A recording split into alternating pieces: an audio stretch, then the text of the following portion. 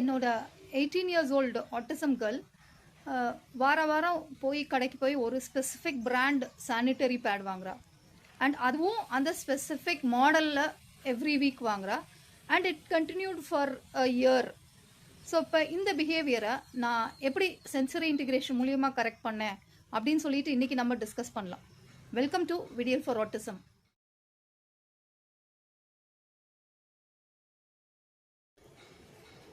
இப்போது பொதுவாக ஆட்டிசம் பசங்க கிட்ட இருக்கிற காமன் ப்ராப்ளம் என்னன்னு பார்த்தா, அவங்க சும்மா பாத்ரூம் போயிட்டு வருவாங்க, கிச்சன் கேபினட்ஸை திறந்து பார்ப்பாங்க, அப்புறம் ஷாம்பூ, க்ரீம், ஸ்ப்ரே, சோப் இந்த மாதிரி ஆப்ஜெக்ட்ஸ் அவங்க நிறைய வாங்குவாங்க.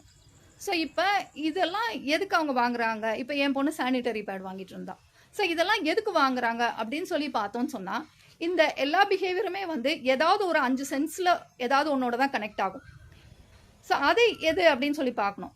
இப்போ என் பொண்ணு இந்த சானிட்டரி பேட் வாங்கிட்டு இருந்தப்ப நான் செக் பண்ணது, அதோட ஸ்மெல்லுக்கு வாங்குறாளா, டெக்ஸ்டருக்கு வாங்குறாளா, லோகோ அப்சஷன் ஏதாவது இருக்கா, இல்லை ஷேப் இருக்கா, அந்த மாதிரி செக் பண்ணதில் ஸ்மெல்லுக்கு இருக்குன்னு சொல்லி கண்டுபிடிச்சேன். ஸ்மெல்லில் வேரியேஷன்ஸ் கொடுத்து கரெக்ட் பண்ணேன். ஸோ எல்லா பிஹேவியரும் இப்போ சின்ன வயசில் அவள் ஃபீஸஸோட ரொம்ப விளையாடுவாள். பட் எனக்கு அப்போ இவ்வளோ இன்டெப்த்தாக சென்சரி இன்டிகிரேஷன் பற்றி தெரியாது. ஆனால் அது டெக்ஸ்டருக்கும் அந்த பேட் ஸ்மெல்லும் இன்டகிரேட் ஆகாததுனால தான் அது அவ்வளோ பெரிய ப்ராப்ளமாக இருந்திருக்கு. It went on for almost 4-5 இயர்ஸுங்க. ஸோ இப்போ நான் ஏன் இவ்வளோ விஷயம் நான் எல்லாத்துக்கிட்டையும் ஷேர் பண்ணணும் அப்படின்னு நினைக்கிறேன்னு சொன்னால், எனக்கு அன்னைக்கு அதெல்லாம் கிடைக்கல. ரொம்ப ஸ்ட்ரகிள் பண்ணேன். இன்றைக்கி எனக்கு இருக்கிற அந்த நாலேஜை நான் எல்லாத்துக்கிட்டையும் ஷேர் பண்ணால் மற்ற பேரண்ட்ஸ்க்கு ஹெல்ப்ஃபுல்லாக இருக்கணுன்றதுக்காக மாத்திரம்தான் நான் இந்த வீடியோஸ் எல்லாம் போஸ்ட் பண்ணுறேன். அமிட்ஸ்ட் ஆல் ஸ்ட்ரகிள் தாங்க பண்ணிகிட்ருக்கேன். ஒரு பொண்ணை பார்த்துக்கிட்டு ப்ளஸ் இதுவும் பண்ணுறதுங்கிறது ரொம்ப சேலஞ்சிங்கான விஷயம். Still I want to share my knowledge with பீப்புளுங்க. சரி, இப்போ ஸ்மெல்லுக்கு வரலாம்.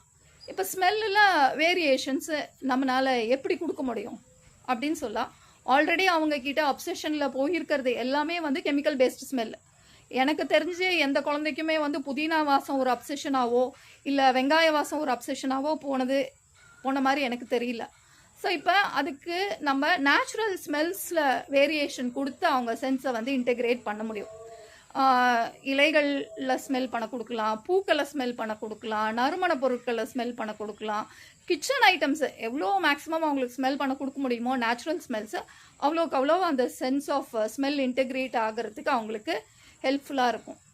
இப்போ ஓரளவுக்கு ஸ்மெல்லில் வேரியேஷன் அவங்கக்கிட்ட வந்ததுக்கப்புறம் நம்ம ஃபோக்கஸ் பண்ண வேண்டியது என்ன அப்படின்னு சொல்லி பார்த்தா பிரெத் ஹோல்டிங்.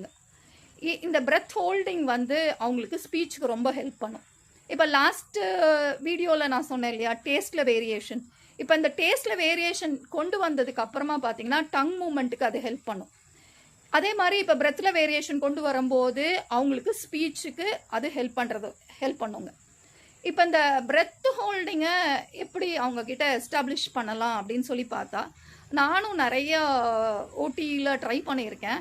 ஆனால் அந்த பிரெத் ஹோல்டிங்கை எக்ஸ்டர்னலாக கொண்டு வர முடியல. ரொம்ப கஷ்டப்பட்டேன் அப்போல்லாம். ஆனால் இப்போ என்ன பண்ணுறேன்னா, நேச்சுரல் பிளேசஸ்க்கு கூட்டிகிட்டு போக ஆரம்பிச்சிட்டேன். ட்ரெக்கிங்கு, மலை ஏறுறது, கோவில் படி ஏறுறது, வாட்டர் ஃபால்ஸில் போய் குளிக்கிறது.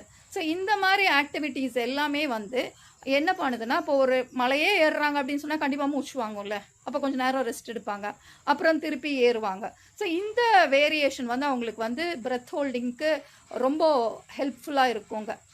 ஸோ இப்போ நான் ஏன் இவ்வளோ சென்சரி இன்டிகிரேஷன் தான் கோர் அப்படின்னு சொல்லிட்டு நான் பார்த்தேன்னு சொன்னால், ஃபஸ்ட்டு ஃபியூ மந்த்ஸ் ஒரு குழந்த பிறந்ததுலேருந்து அது இந்த உலகத்தை ரிசீவ் பண்ணுறதே இந்த சென்சஸ் மூலியமாக தான். ஸோ இங்கே ஃபஸ்ட்டு ஸ்டெப்லேயே என் பொண்ணுக்கிட்ட ப்ராப்ளம் வந்துருச்சு. ஏன்னா அவளுக்கு டாக்டைல் சென்ஸ், தொடு உணர்வே ஆக்டிவேட் ஆகலை. அப்போ அதுக்கப்புறம் ஃபர்தராக நான் கொடுத்த எந்த தெரப்பீஸுமே அவளுக்கு ஹெல்ப் பண்ணல. ஸோ இப்போ நீங்கள் இதனால தான் நான் இந்த ஹைராக்கியில் போகணும் அப்படிங்கிறது.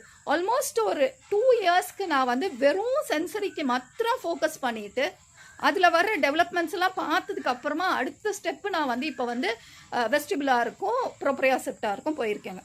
ஸோ இந்த ஹைராக்கி ரொம்ப ரொம்ப இம்பார்ட்டண்ட்டு. அது மாத்திரம் இல்லை, என் பொண்ணுக்கிட்ட நான் நிறைய டெவலப்மெண்ட்ஸும் நான் பார்க்குறேன். சென்ஸில் இன்டகிரேட் பண்ணோன்னே நிறைய டெவலப்மெண்ட்ஸ் வருதுங்க.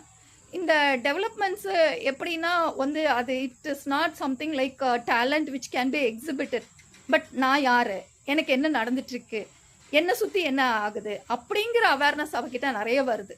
இப்போ ஃபார் எக்ஸாம்பிள் ஒரு நாள் எங்கள் வீட்டில் நியூட்ரல் வயர்லேருந்து ஒரு சின்ன லீக்கேஜ் இருந்துச்சு.